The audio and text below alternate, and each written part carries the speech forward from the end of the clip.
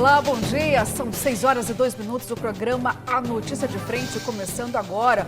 Vamos falar da CPI dos medicamentos, porque o relatório final pede o indiciamento de 33 pessoas, incluindo o prefeito da capital, Emanuel Pinheiro. Tem também um passaporte vacinal que será votado hoje na Assembleia Legislativa. Tudo isso e muito mais a partir de agora. Mas antes, bom dia para você, Daniel Petengil. Bom dia, Luciana. Bom dia, Kleber Lima. Bom dia a você que nos assiste. Sempre um prazer, uma satisfação fazer parte dessa bancada. Opa! E de forma permanente, né, Daniel?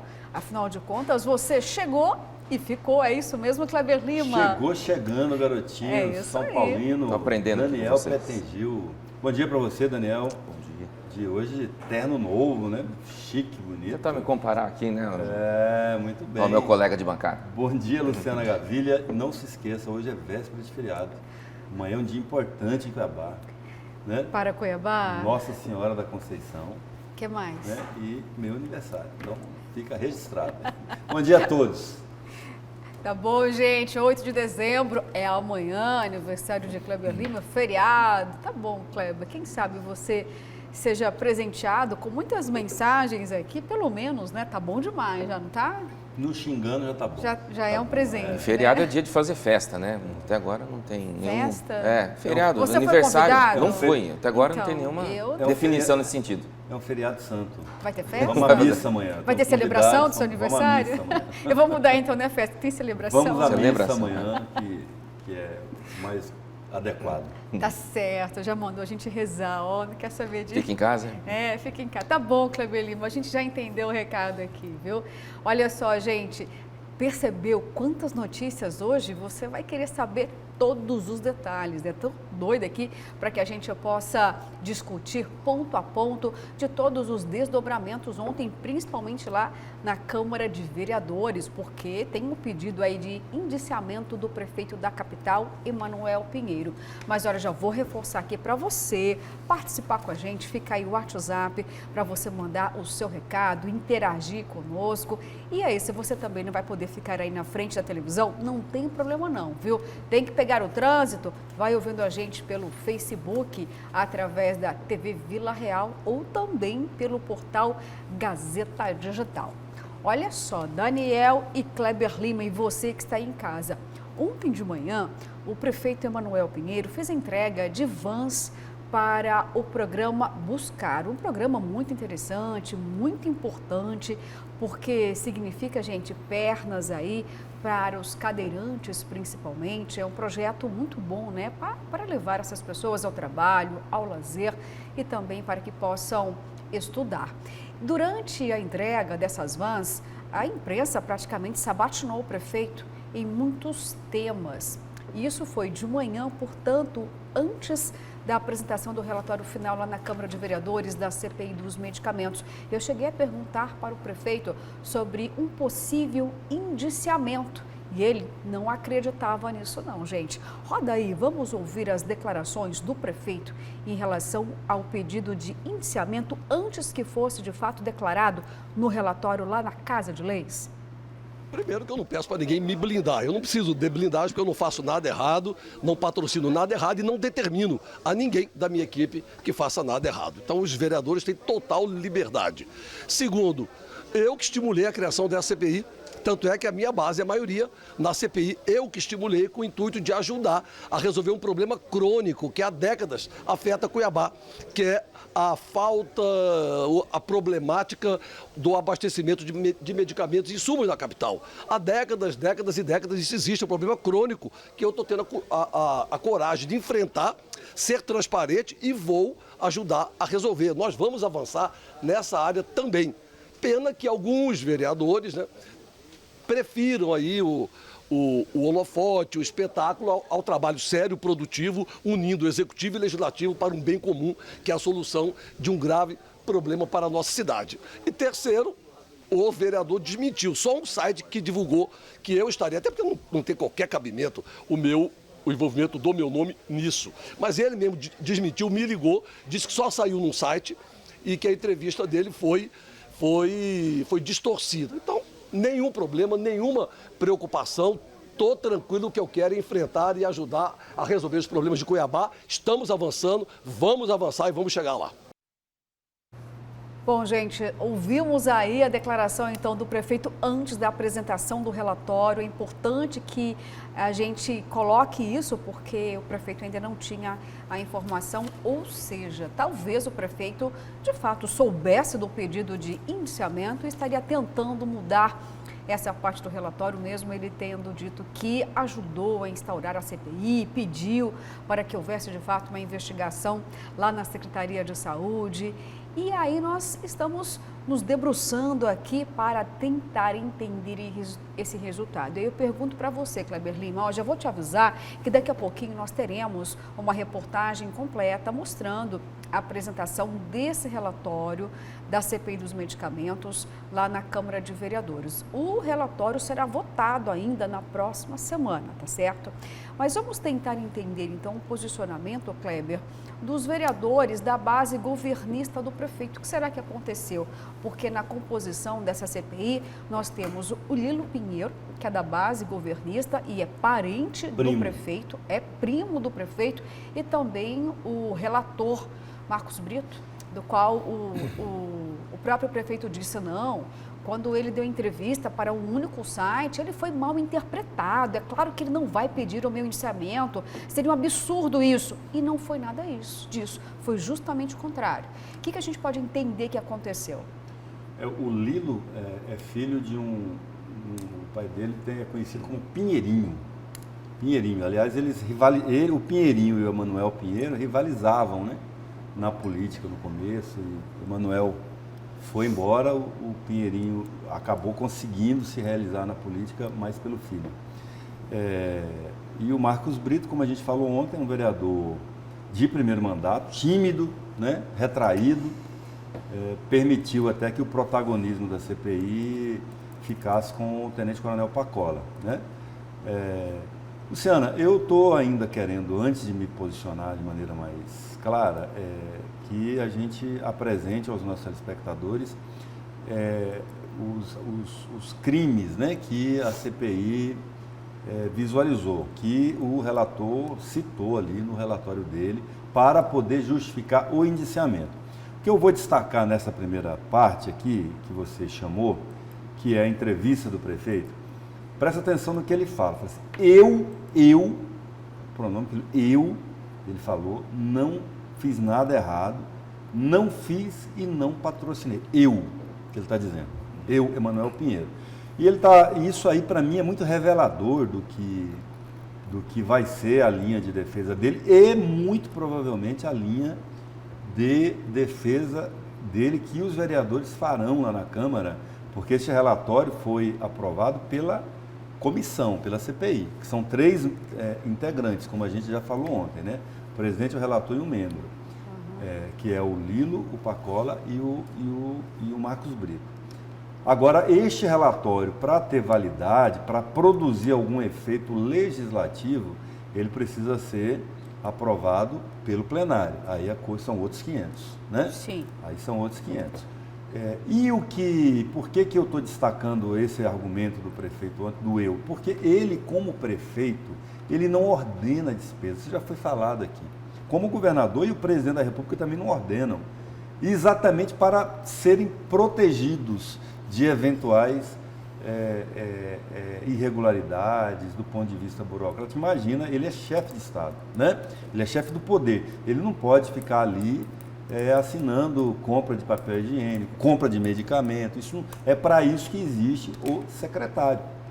Então, a responsabilidade civil por todos os atos que são produzidos em qualquer uma das secretarias do município, do governo do estado ou dos ministérios e secretarias do governo federal são dos seus respectivos gestores. Eles são os ordenadores de despesa, eles têm a responsabilidade, eles assinam os contratos e os cheques.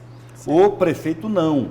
Então, eu imagino que a CPI vai esbarrar nesse indiciamento do prefeito aí, a menos que, contudo, todavia, ela tenha algum elemento de prova, algum documento que ligue efetivamente o prefeito aos contratos ou Por exemplo, qual que é a participação direta do prefeito, Daniel, no controle de estoque de medicamentos da secretaria? Ou do controle de estoque de alimentos da merenda escolar? Entendeu? Nenhuma. O prefeito, ele não é papel dele fazer isso. A responsabilidade do prefeito, como eu já disse aqui, ela é de nomear os gestores, nomear o secretário. Então, ele nomeou todos os secretários, os bons e os nem tão bons assim, que passaram pela secretaria e pelo conjunto da prefeitura. Mas daí a ele ser responsabilizado por um ato administrativo, são outros 500. Não acredito, sinceramente, que a Câmara vai embarcar no indiciamento do Emanuel Pinheiro por esta razão. E se embarcar, não acredito que o Poder Judiciário fará alguma coisa contra ele ou aceitará esse indiciamento por essa razão. Ele não tem responsabilidade técnica, civil, legal por nenhum ato administrativo produzido na Secretaria de Saúde. Daniel, olha só, a gente ainda vai exibir, como o Kleber mesmo disse, todos os elementos apurados, tá? E nós vamos ter uma reportagem mais abrangente explicando os pontos, tá bom? Desse resultado. Mas agora a gente vai ouvir uma outra declaração do prefeito, mas em relação a um outro assunto, que é a realização do Réveillon. A gente sabe que o prefeito cancelou essa festa pública aqui na capital, mas, em contrapartida, Chapada dos Guimarães já anunciou um grande evento, até com show nacional, e aí acendeu um alerta de preocupação no prefeito de Cuiabá e ele pode tomar uma medida. Vamos ver qual pode ser essa medida? Roda aí. Como não existem barreiras, não existem fronteiras para a Covid, o diálogo é necessário, respeitando aí a autonomia, a independência e a autonomia de cada entidade federativa, mas eu acho importante o diálogo. Inclusive, eu quero levar esse diálogo para o consórcio que presido intermunicipal de desenvolvimento econômico e social do Vale do Rio Cuiabá. E Chapada e outros municípios que, porventura, queiram fazer o carnaval, que a gente possa discutir e entender que uma ação de um município pode impactar no outro e vice-versa. Então, uma ação conjunta ou um apoiando o outro é a melhor forma de enfrentarmos desafios como a pandemia.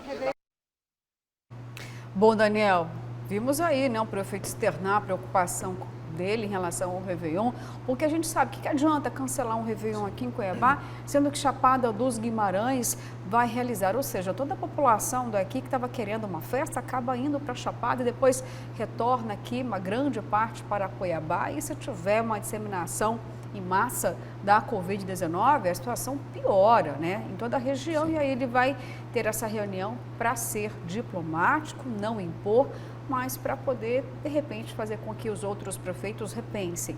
Tudo indica que ele vai pressionar os prefeitos aí dos municípios aqui da Baixada Cuiabana a agirem de forma conjunta, né? Também que cancelem essas grandes celebrações, já que Cuiabá, Várzea Grande também ainda não bateu o martelo, mas muito provavelmente vai cancelar as festas públicas de Réveillon e de Carnaval.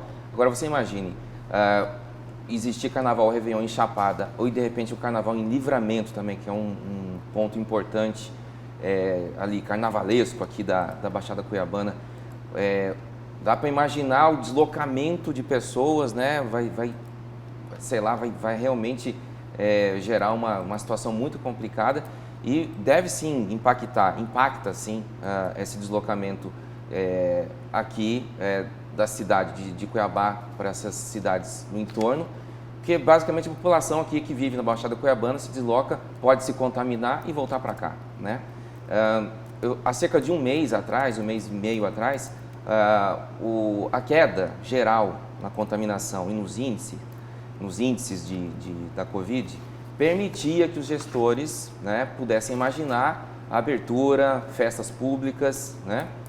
Carnaval, Réveillon, festa de Ano Novo, mas de lá para cá houve esse advento da Omicron, né? E hoje em dia, atualmente agora, realmente, o gestor que já decide de pronto fazer festa, ele está isolado, né?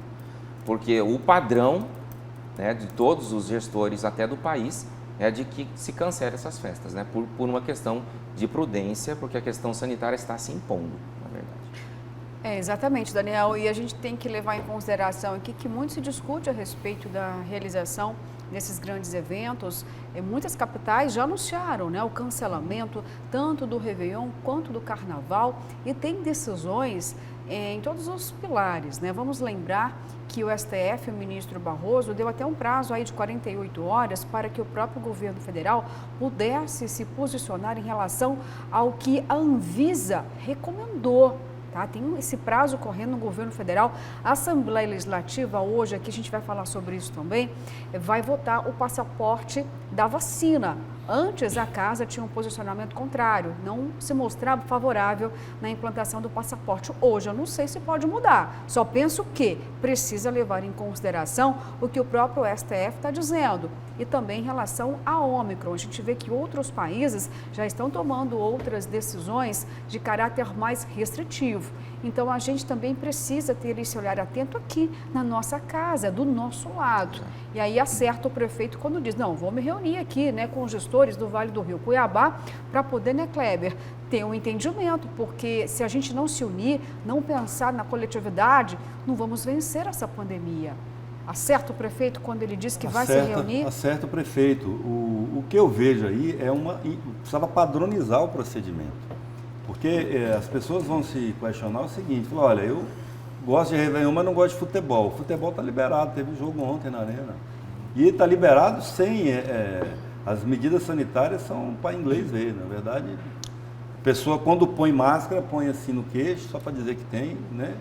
Que está, e ninguém está usando máscara, as boates estão liberadas, está tudo liberado. Então, como é que você vai convencer a pessoa, sensibilizar a pessoa a se conscientizar de não ir para o Réveillon se pode ir para o futebol, se pode ir para todo lugar? Então, precisava padronizar os procedimentos para que as pessoas entendessem que é uma regra para todos.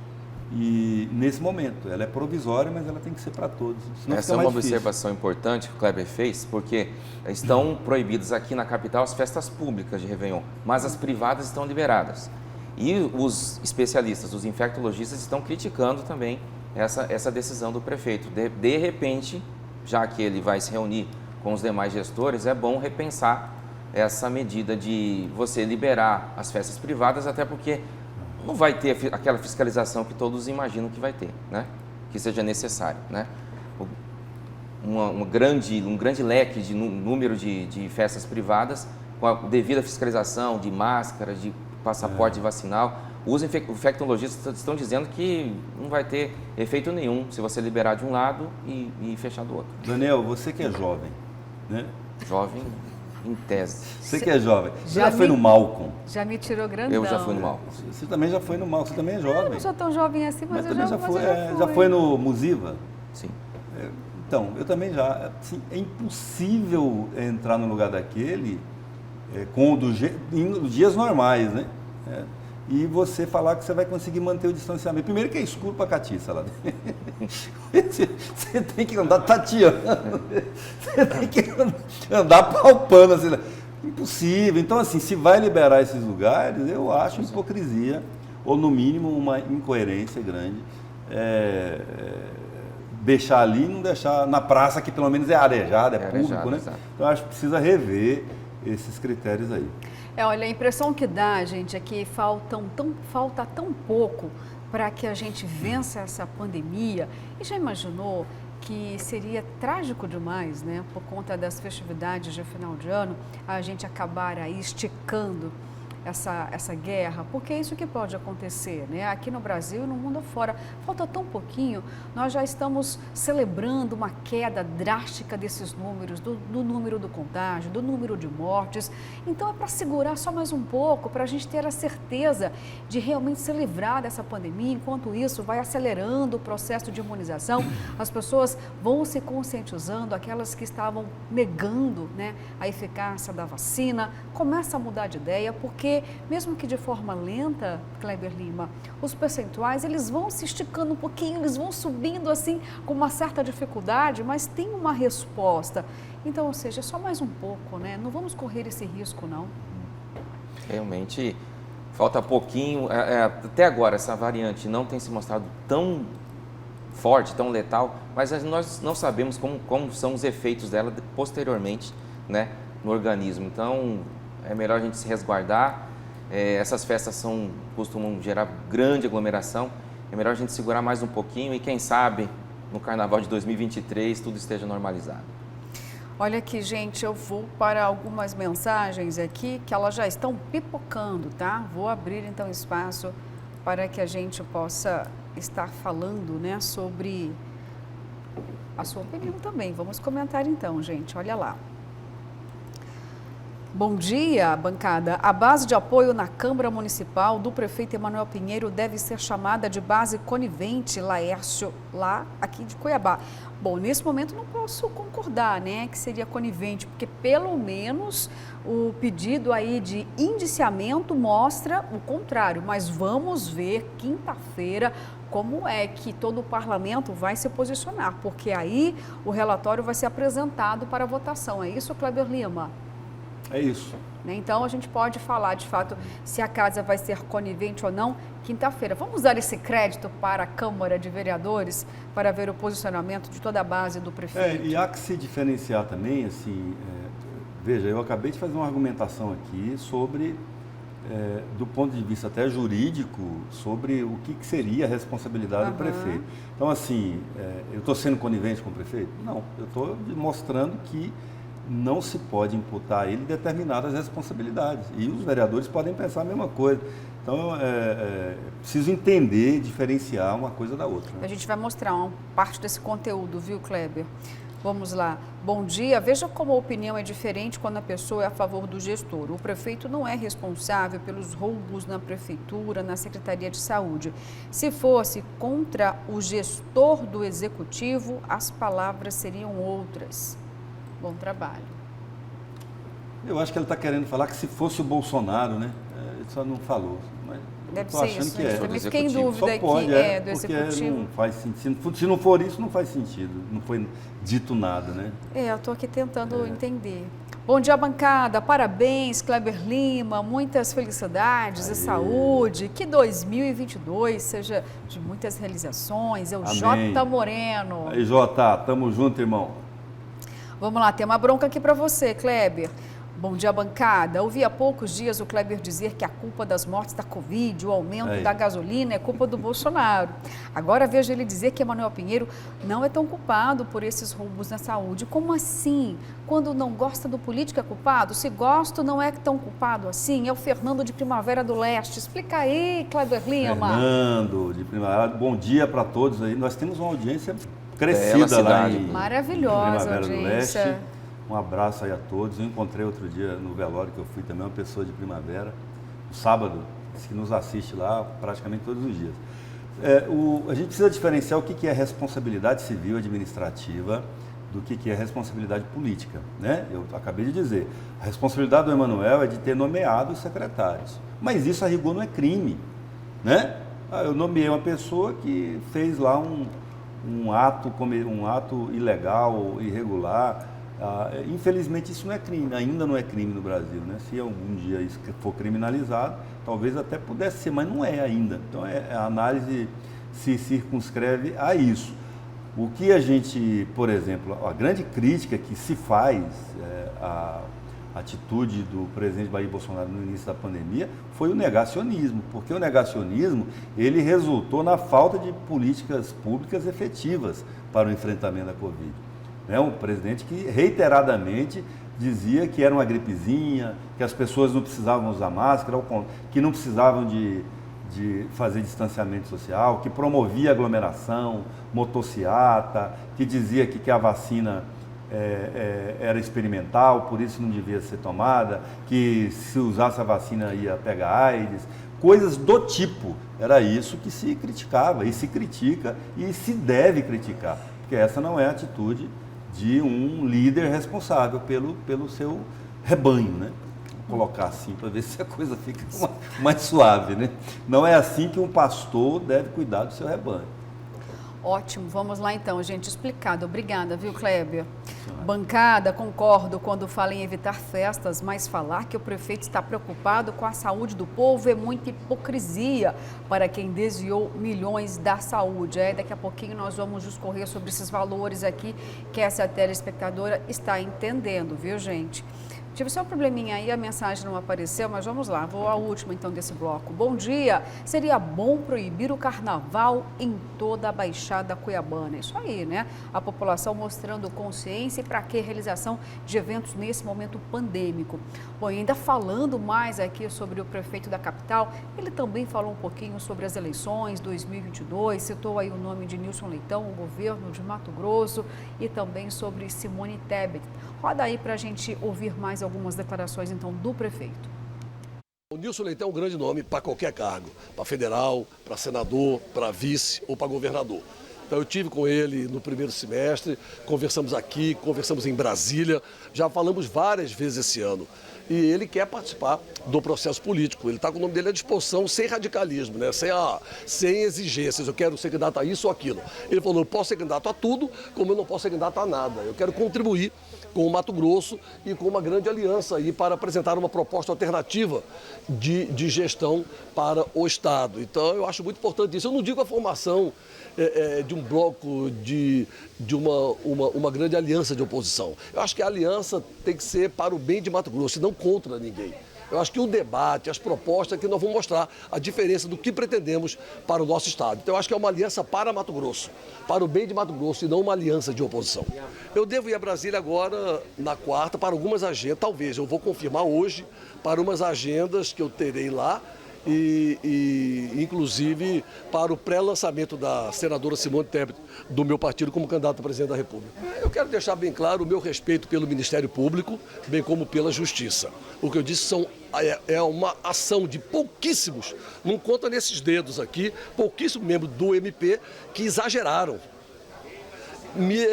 promoveram uma violência contra mim, uma situação absurda, totalmente descabida e verdadeiras ilações que eu não sei de onde que eles tiraram, certo? Não sei quem patrocinou, quem denunciou isso para eles, não tiveram nenhum cuidado de verificar isso direito.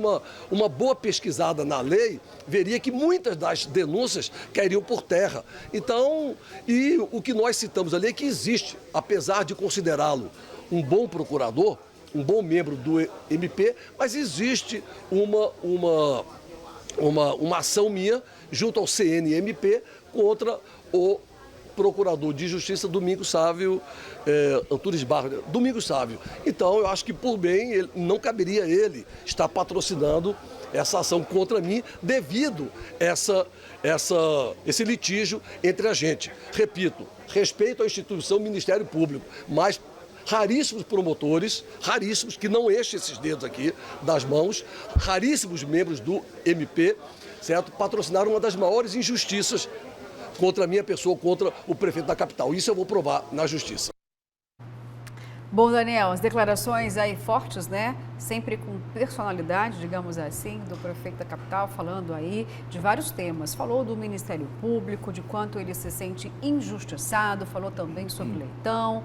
O que a gente pode entender dessas declarações, então, do prefeito? Falando sobre política partidária, houve uma certa mudança no discurso, no posicionamento do prefeito em relação, antes do afastamento dele, ele já se apresentava com mais clareza como um possível postulante ao Paiaguás em 2022, né?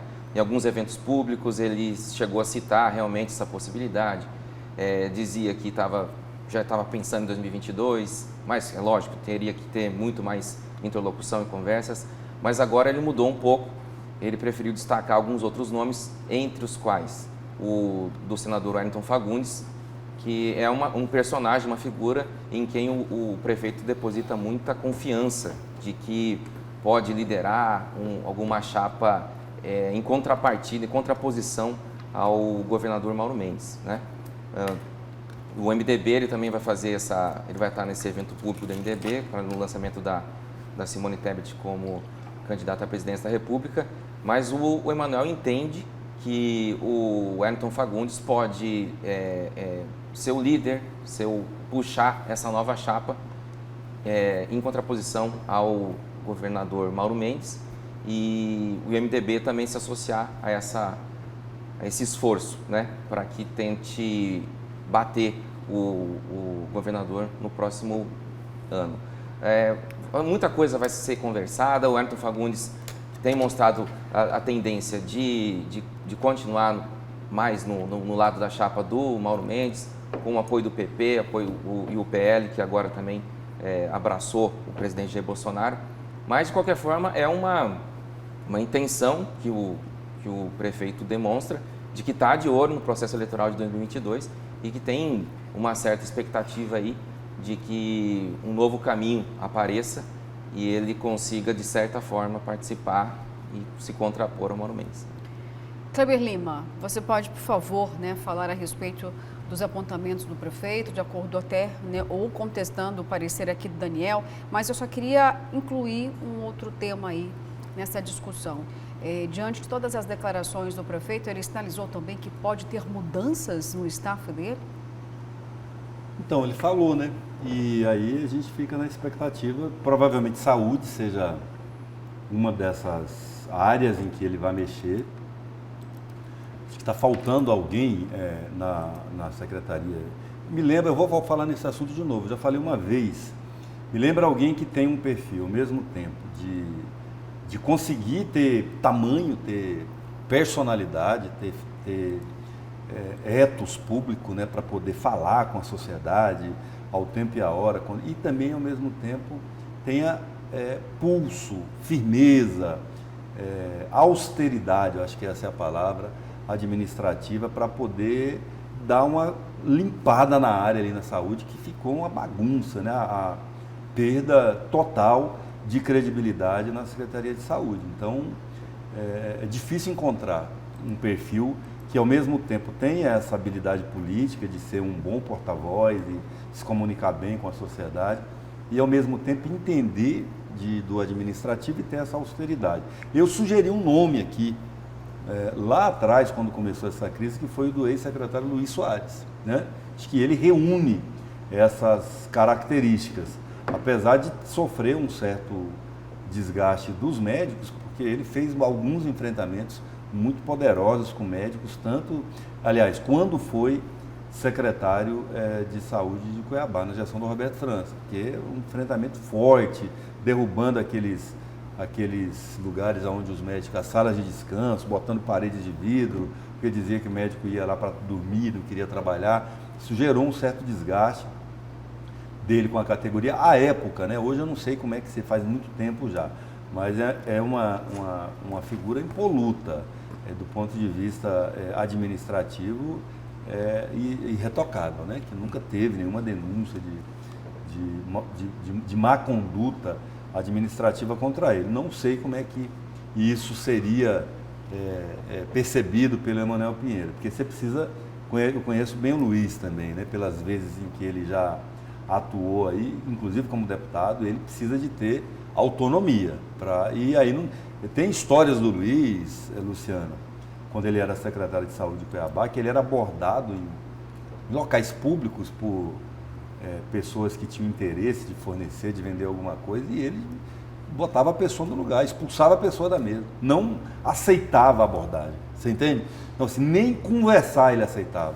Talvez o que o Emanuel precise hoje é de alguém que não aceite sequer conversar sobre o mal feito, porque a Secretaria de Saúde hoje, mais do que nunca, precisa dar o exemplo e readquirir a confiança da sociedade, que ali não é feito mais negociado, né?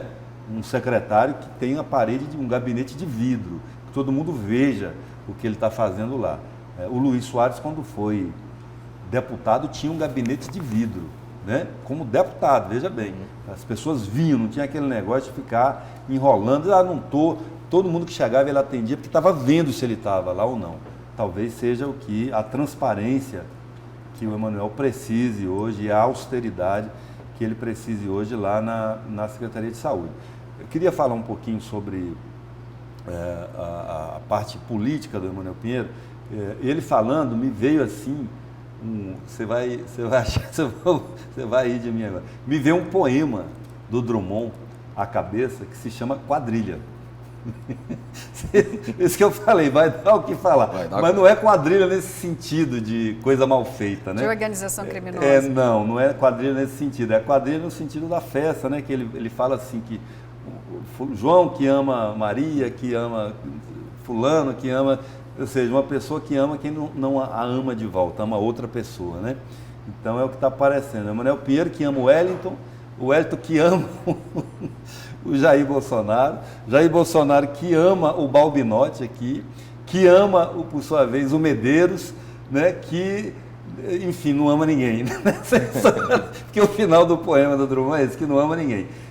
Enfim, é uma construção que eu vejo o Emanuel fazendo, quando ele fala do Wellington Fagundes, no contexto em que ele falou, é que ele está estimulando uma ruptura nesse palancão que tentam formar, que tenha Mauro Mendes de governador, o Wellington de senador, com o apoio do presidente Jair Bolsonaro. É difícil essa construção, ela sofre resistências de muitas partes, porque tem poucas vagas para muitos pretendentes e tem uma relação aí difícil, que é harmonizar os bolsonaristas raiz com o próprio Wellington, que tem um suplente do PCdoB, que disputou a eleição para o governo coligado com o PT, que foi um aliado tanto do presidente Lula como da presidente Dilma, e é o que eles chamam, os bolsonaristas raiz, de direita melancia, verde por fora, que é bem a cor do senador Wellington, né? Vem a calhar, porque ele gosta de usar verde, e vermelho por dentro, que é como a melancia. Tá certo, Kleber. Olha só, gente, são 6 horas e 38 minutos. Preciso urgentemente aqui chamar o intervalo. Voltamos daqui a pouquinho e você fica agora com imagens da Avenida Historiador Rubens de Mendonça. 6 horas e 39 minutos. O trânsito um pouco mais pesado já aí na Avenida do CPA. Imagem linda aí para você nesta manhã de terça-feira.